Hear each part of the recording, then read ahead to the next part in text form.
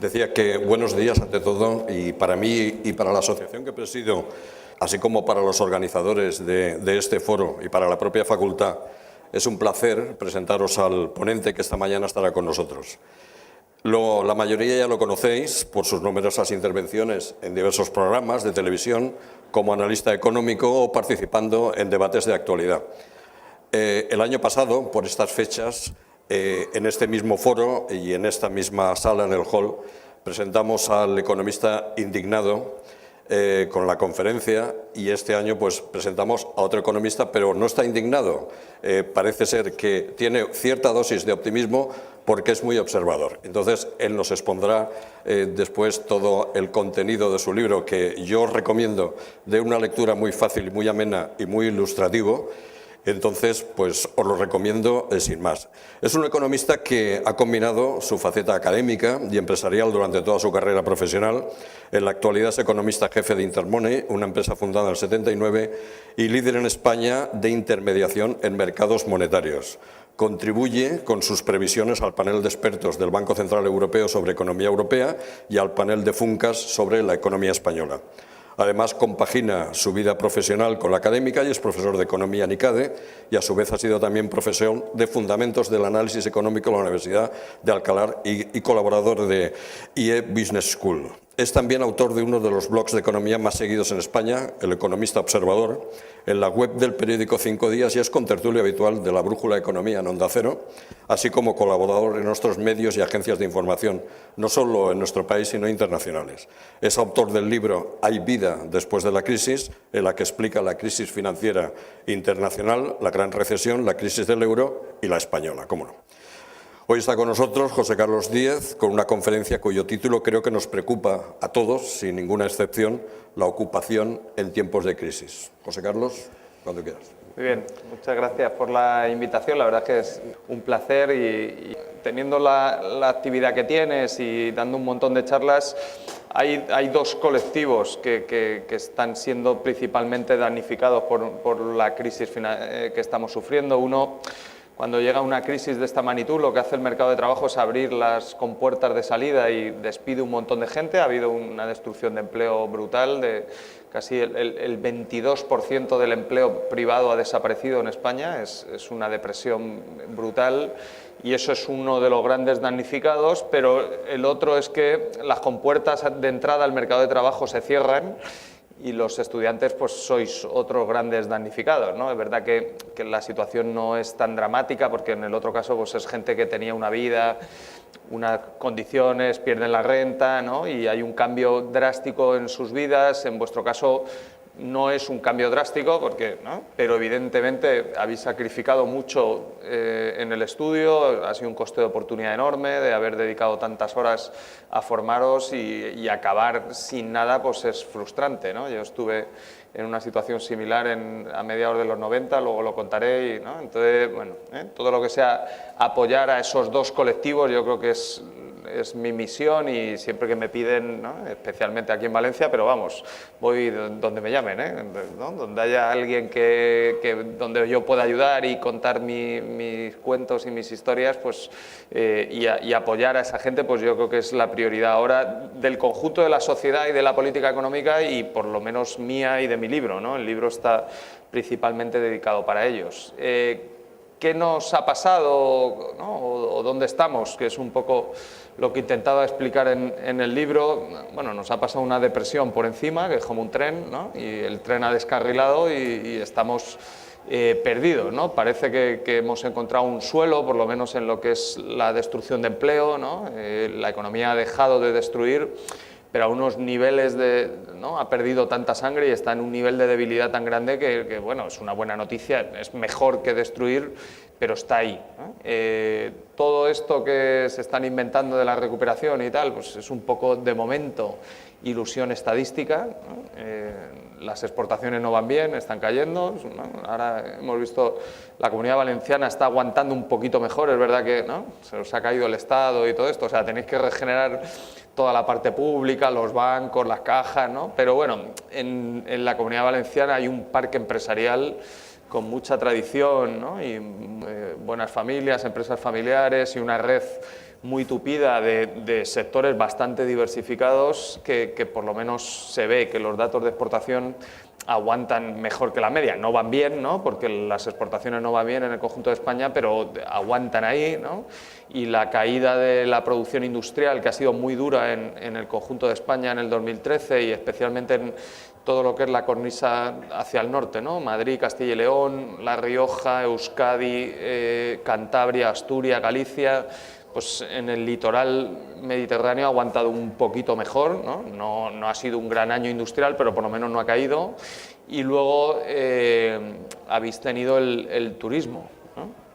El gran sector que ha soportado la economía española y que ayuda a explicar que hayamos dejado de caer y hayamos encontrado un suelo en la recesión es el turismo, es el sector que mejor ha ido. El automóvil ha ido muy bien, ¿no?, y tenéis Almusafes en Valencia también, o sea que, bueno, un poquito la combinación de factores que ha permitido encontrar un suelo, pues se da mejor en Valencia y eso ha podido ayudar, ¿no? Luego pues tenéis el problema de la crisis fiscal que hay, ¿no? Los ingresos son muy bajos, hay un componente de la propia distribución de los ingresos a nivel nacional, ¿no? Está de moda decir que no os llega toda la financiación que deberíais, pero bueno, en el caso de Valencia, con datos del IBIE, ¿no?, con estadísticas y con argumentos y tal, pues parece bastante evidente que Valencia es una de las comunidades autónomas que más perjudicada sale con el actual sistema de financiación autonómica, ¿no?, y ahí hay un componente, pero luego, bueno, pues habéis tenido unos gobernantes un poco, ¿no?, primero con falta de visión y de estrategia y luego un poco chorizos, ¿no?, porque os han salido un poco golfos, ¿no?, y os han dejado la comunidad pues como la han dejado, ¿no?, la deuda está donde está, ¿no?, sois un mono basura, ¿no?, replantearte que debe ser un objetivo de la política monetaria, de la política económica, que Valencia deje de ser un mono basura, o sea, hay que poner en orden las cuentas públicas, ¿no?, hay que estabilizar la deuda, pero eso va a ser un periodo muy largo, ¿no? Y mientras eso es un periodo muy largo, pues hay cosas que ya están. Esta facultad es una facultad pública, con dinero público, se gestiona desde la Generalitat, ¿no?, y es una buena facultad, con buenos profesores, estará escasa de recursos, como todas las facultades, pero el stock y el capital humano para hacer educación está, ¿no? El edificio está, es maravilloso, o sea que no todo es tan dramático, ¿no? Y no, es que ya Valencia no tiene futuro. Hombre, Valencia tiene futuro, ¿no? Lo que hay que hacer es reparar la parte que está mal, ¿no?, y aprovechar lo que se hace bien, que son muchas cosas, ¿no? Por ejemplo, he nombrado el IBIE, pues es uno de los grandes centros de investigación económica de España y está aquí, ¿no?, que con visión, yo creo, ¿no?, del catedrático y de los primeros profesores que empezaron en el proyecto, ¿no?, que lo vieron, y luego también con un apoyo de la sociedad, con patrocinadores, ¿no?, y con financiación, que ahora estará más complicada, pero bueno, no es casual que el IBIE surgiera en Valencia, o sea, había un plan, ¿no?, y gente que quería acometerlo y financiación para hacerlo, ¿no? Por lo tanto, yo creo que lo que hay que hacer es muchos IBIEs, ¿no?, y tener visión de dónde quieres ir, ¿no?, y luego poner a la gente buena a hacerlo y que tenga los recursos suficientes para hacerlo, ¿no? Por lo tanto, esa parte, bien, ¿no? ¿Cuál es el problema? Pues que aparte de crecer, que es una condición necesaria para que estabilizar una crisis de deuda de esta magnitud, en el caso de Valencia es más evidente, ¿no?, porque la situación de las finanzas públicas está como está, ¿no?, y necesitas un crecimiento mucho más fuerte de lo que estamos planteando y de lo que nos están proponiendo, ¿no?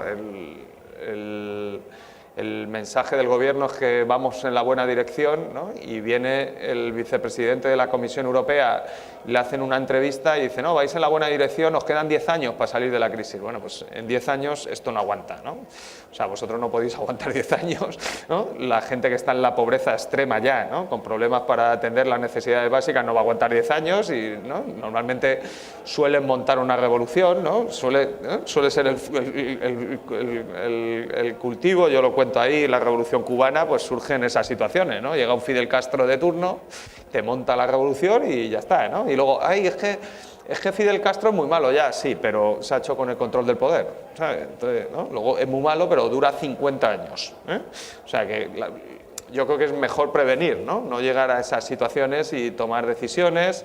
Y luego lo que no va a aguantar, ¿no? Por mucho que estemos viviendo ahora una mini burbuja de la deuda pública en Europa, es la deuda, ¿no? La deuda no para de crecer.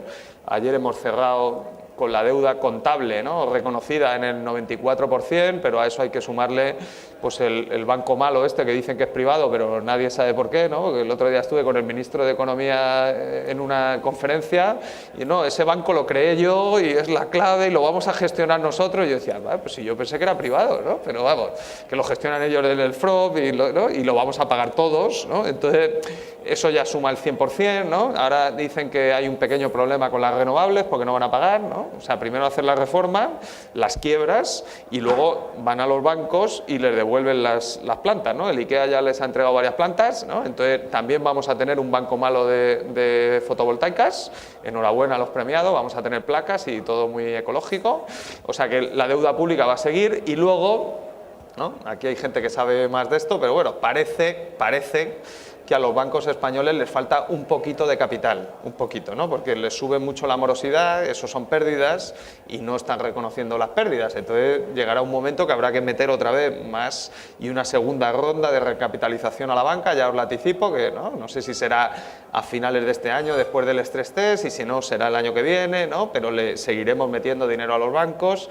Por lo tanto, con proyecciones de crecimiento débil, con deflación, sé que también es una palabra maldita, del índice, ¿no? Estuvo Robert Solow, un economista que los profesores lo conocerán, tiene unas pequeñas aportaciones a la teoría económica, le han dado un premio Nobel, ¿no? Un hombre bastante sensato, reconocido, dio una definición de lo que era la inflación, ¿no? La inflación es una subida generalizada y sostenida de los precios, ¿no? Y la deflación es lo contrario, ¿no? Es una caída generalizada y sostenida de los precios. En el último IPC, si tú miras los 250 bienes que componen la cesta de la compra de los españoles, 170 bienes están cayendo, están en deflación, y eso lleva pasando en España desde hace un año y medio. Ya pasó en 2008, se estabilizó y ha vuelto a pasar otra vez, ¿no? Por lo tanto, estamos en deflación. Si deberíamos haberlo hecho en la fase de la burbuja y habría ayudado, si hubiéramos metido el precio de la vivienda en la cesta de la compra, que parece que es un bien de primera necesidad, que la gente se compra, ¿no? Pues la inflación no habría estado controlada durante la época de la burbuja, ¿no? Habría subido mucho más que los sueldos, habríamos perdido mucha capacidad adquisitiva y habría ayudado a explicar cosas que estaban pasando. Bueno, ahora los precios de la vivienda se están desplomando, los precios de los alquileres se están cayendo, por lo tanto, estamos en deflación efectiva, ¿no?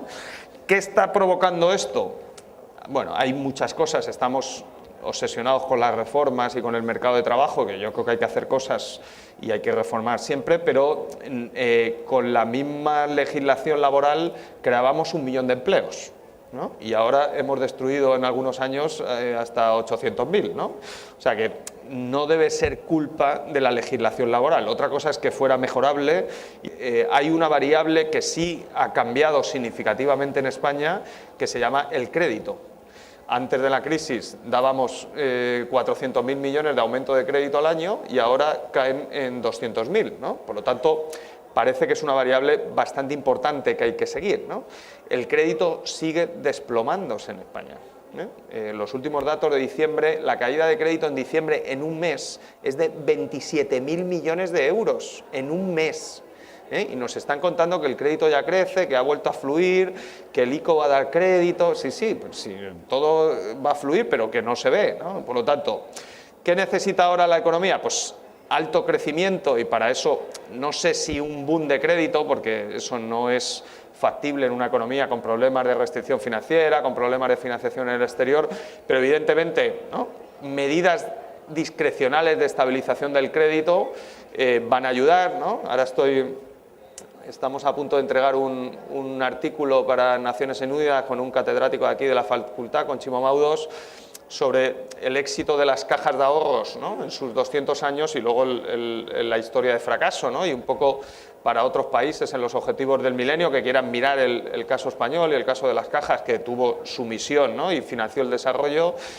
Si tú miras un poquito la historia de la banca pública en España, la banca pública siempre nació para complementar lo que la banca privada no daba. Entonces, por ejemplo, hicimos un banco exterior para dar financiación a las exportaciones, porque la banca no daba financiación a las exportaciones, ¿no? Por lo tanto, ahora ya no hay que crear bancos públicos, ya tenemos 8 o 10, ¿no? Entonces, alguien debería tener visión y estrategia para darse cuenta que Bankia no puede competir como otra entidad igual, ¿no?, en el mercado, ¿no? Bueno, si han contratado a los listos de Goldman Sachs y la van a vender, ¿no? Vale, si la venden bien, pero si va a ser pública, tú deberías tener esa banca, ¿no?, complementando dónde están los déficits. Y yo creo que hay dos grandes déficits. Uno, hipotecas, sobre todo para jóvenes, ¿no?, que en una situación con contratos precarios la banca no les va a dar crédito. Entonces, la pregunta es, ¿quién se va a comprar las viviendas que están sin vender? No sabemos cuántas, pero ponle que hay más de 1 millón, ¿no?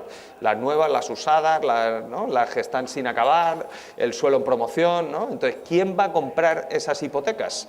A Euribor más 300, más 400 o más 500 y con los niveles de garantías que están pidiendo, no se van a vender.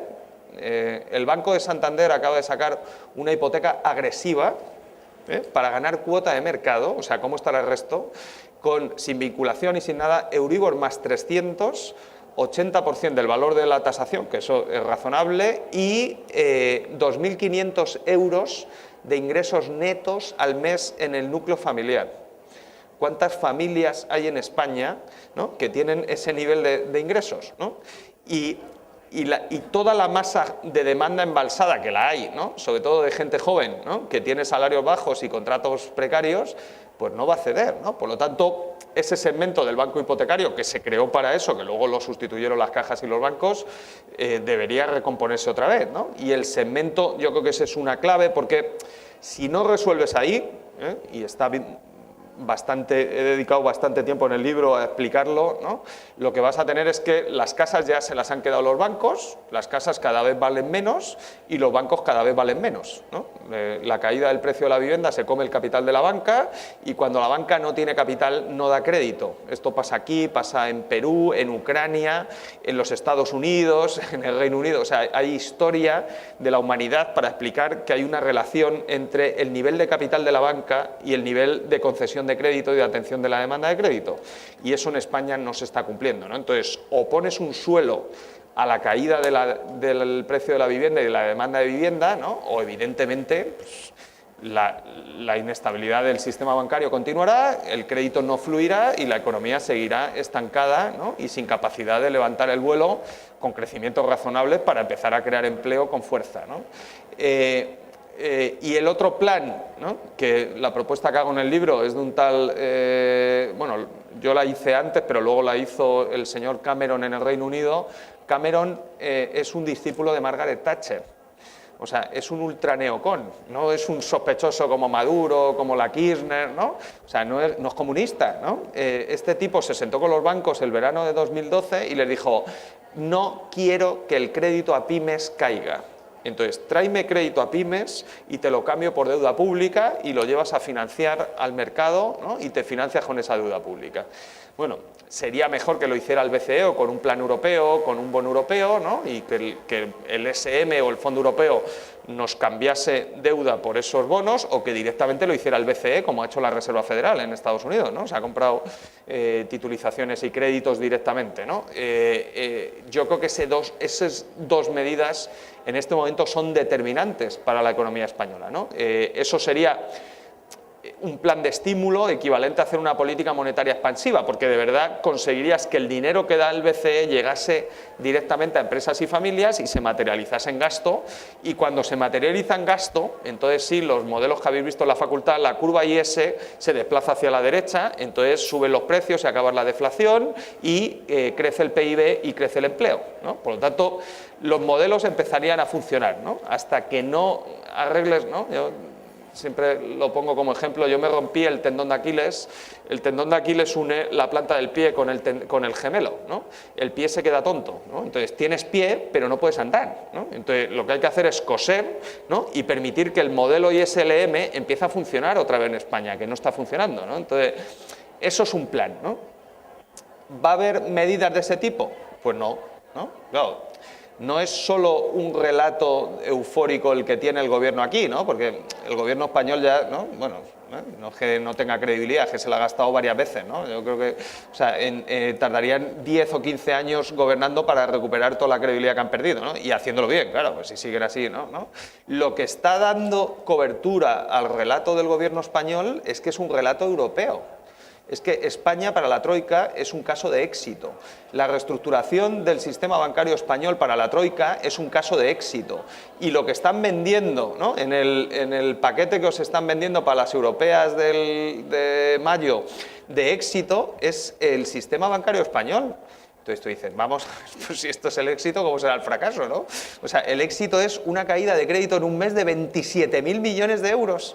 Pero aquí alguien ha perdido el sentido común o no hay ningún indicio de vida inteligente en Europa. O sea, tú haces un plan para arreglarle al enfermo el tendón de Aquiles y el enfermo está peor que estaba cuando tú llegaste.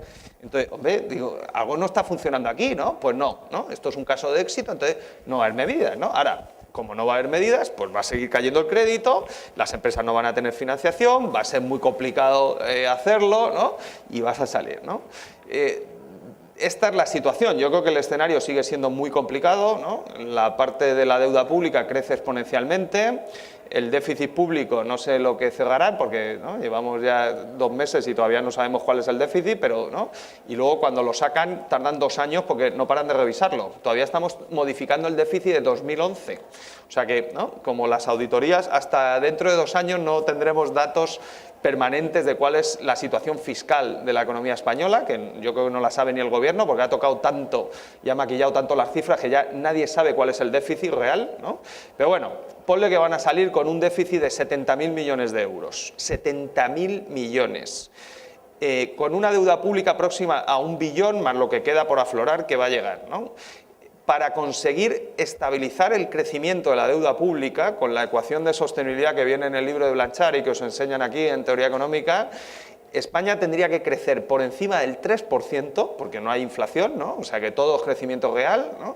Por encima del 3%, hacer un ajuste fiscal de unos 40.000 millones de euros a la vez, ¿no?, y cruzar los dedos para que no vuelvan a subir las primas de riesgo y los tipos de financiación de la deuda, porque si no, no hay solución, ¿no? No, claro, o sea, vamos a crecer lo mismo que crecíamos durante la burbuja, sin construcción y sin un ciclo inmobiliario de viviendas, ¿no?, y sin crédito. Pues parece bastante razonable que hay que tomar muchas más medidas de las que se están tomando, ¿no? Yo creo que el ejemplo, ¿no?, ahora paso ya a la parte vuestra personal, el ejemplo siempre en esta crisis está siendo Estados Unidos. Es verdad que están asumiendo riesgos, es verdad que no está claro todavía, ahora empiezan a retirar el tema de la política monetaria, vamos a ver cómo acaba, porque es un experimento, ¿no?, arriesgado el que han hecho, pero parece que funciona, ¿no? Desde el suelo de la recesión en el año 2009, los Estados Unidos de América han creado 8 millones de empleos. La economía ya está creciendo al 2 o al 3% y están generando inflación. No es una gran inflación, pero bueno, tienen subidas de salarios del 1, del 1,5. Bueno, con la tasa de paro en el 7% y creando empleo, están preocupados porque la población activa les cae, igual que aquí, porque la composición del mercado de trabajo no es la que les gustaría, porque tienen el desempleo de larga duración en los máximos históricos desde la Segunda Guerra Mundial y desde la Gran Depresión, ¿no? Bueno, allí hay un debate de que con el paro al 7% hay que hacer más. Bueno, en Europa estamos encantados de habernos conocido con la tasa de paro al 12%, ¿no? Y en España con el 26% somos los campeones mundiales, ¿no?, de la Champions. Estamos en la Intercontinental, ¿no? O sea, tú lees los periódicos y dices, joder, digo, yo debo estar en otro país, ¿no? Pero España tiene el menor crecimiento. Bueno, este trimestre ha salido bien, yo creo que lo han inflado un poquito, pero bueno, que yo me alegro, que crezcamos, yo creo que es positivo, ¿no? Dicho esto, en toda esta situación, ¿no?, ahora vamos a la parte positiva, porque si no, ¿no?, os dejo ya planchados, ¿no? No me digáis que no tiene mérito, no tiene mérito que haya empresas todavía ahí fuera, ¿no?, que se estén jugando el tipo, que sigan haciendo todo lo que están haciendo, que incluso se empiece a ver algo de creación de empleo, ¿verdad? Que, ¿no?, podrían mejorar un poquito las condiciones, ¿no?, pero bueno, con una precariedad grande, ¿no? Las empresas buscan autofinanciación en un mundo tan restringido del crédito y esto no solo en España, esto es lo que permite que el ser humano y que la economía de mercado y que la economía capitalista siga creciendo, porque el ser humano siempre busca solucionar sus problemas, ¿no? Entonces, en la peor de las situaciones, ¿no?, hay vida después de la crisis, ¿no? Ahora Argentina no es un buen caso, pero bueno, en su día, en el 2001, tuvieron una crisis mucho peor que esta, la verdad es que aquella fue brutal, ¿no?, y Argentina salió, ¿no? Por tanto, si ha salido Argentina, puede salir cualquier país de una crisis de deuda, ¿no? O sea, viendo cómo eligen a los gobernantes, que son, ¿no?, peor que los valencianos, mira que es complicado, ¿no?, pero ellos eligen peor a los gobernantes, ¿no? ¿No? Mira que habéis intentado copiar a los peronistas esto de juntar la política, la banca, las empresas, ¿no?, socializarlo todo, que el poder político controle todo, ¿no?, que le diga a los empresarios a quién hay que nombrar en la EB o que todo esto, ¿no? Pero bueno, son unos principiantes, ¿no? O sea, la de Argentina, ¿no?, esto es una masterclass. Cada vez que vas a Argentina, ¿no?, el peronismo es una masterclass, ¿no? Pues en Argentina hay actividad económica, ¿no?, y es milagroso, ¿no? En esa situación, ¿no?, yo creo que, por ponernos positivos, la economía española en los últimos 30 o 40 años se ha transformado para bien, no todo ha sido una burbuja en España ni en Valencia, o sea, aquí han pasado cosas. Esta facultad no es una burbuja, estos muros son de ladrillo, pero aquí se enseña economía, se enseña muy bien economía y se forman muy buenos economistas, y esa gente sale a las empresas y ayuda a tomar decisiones, a competir, a ser, ¿no?, todo este rollo de la internacionalización no es fruto de la reforma laboral, es fruto de muchas décadas de hacer muchas cosas bien, y yo creo que se ha hecho bien. Yo creo que lo mejor que ha hecho el país es invertir en educación. Este era un país donde se educaban los de siempre, ¿no?, con doble apellido, ¿no?, y los que están en todas las familias tradicionales de Valencia y eso, y ahora pues cualquiera, yo vengo de una familia humilde, ¿no?, y estuve en una universidad pública, cualquiera llega a una universidad y encima que lo bueno que empieza a dar soporte al país para darle cierta esperanza, ¿no? Gente como yo, que no tenía ninguna oportunidad si no hubiera sido por la universidad pública, ahora le suben a la tribuna y le dejan hablar, ¿no? Por ejemplo, yo en Venezuela no podría hablar, ¿no? Entonces, o sea, que dentro de la situación crítica, yo creo que esa parte le da una masa crítica al país importante. La parte empresarial, que yo creo que necesita una reforma y mejoras significativas, ¿no?, porque estamos viendo que, ¿no?, que los empresarios que han gestionado el país, que lo han llevado al desastre, porque es verdad que Zapatero fue un desastre y Rajoy es un desastre, pero esto ha sido una crisis privada, de endeudamiento privado, y el Corte Inglés se equivocó él, porque se sobreendeudó, y Iberdrola se equivocó él, y Endesa se equivocó él, y los que se han equivocado ellos, ¿no? Es verdad, ¿no?, que los políticos han cometido errores, pero si un político te dice que te tires por el barranco, tú no te tiras, O sea que vamos a asumir la responsabilidad individual de la deuda, porque si no, esto no va a tener solución, ¿no? Pero es verdad que tenemos una clase empresarial algo mejor de la que teníamos hace 40 años, yo creo que es mejorable. Por ejemplo, ahora que estamos con lo de las reformas, somos el país de la OCDE con peor currículum en la clase empresarial. Sé que no es determinante, ¿no?, pero hombre, ¿no?, es que Amancio Ortega no tiene estudios universitarios, vale, uno, pero en los nórdicos pues tienen estudios universitarios y son buenos empresarios. En el Silicon Valley tú vas allí a negociar una cosa de tecnología y te encuentras con un tío que es doctorado por la Universidad de Stanford y está negociando contigo, o sea que por estudiar, ¿no?, el conocimiento nunca ocupa lugar y además te hace libre, ¿no? O sea que esa parte es positiva, ¿no? Y toda esa base tiene la capacidad para regenerar, ¿no? Si yo no pensase que España y la economía española tuviera capacidad para regenerar todos los problemas, bajar la tasa de paro, solucionar el problema del crédito, pues de verdad no estaría aquí a las 12 de la noche contestando para venir a Valencia, cogerme un ave, salir en los periódicos, ¿no?, y hacer toda la lucha que estoy haciendo y que voy a seguir, estoy fuerte, no estoy cansado, ¿no? Y esa parte yo creo que hay que apoyar.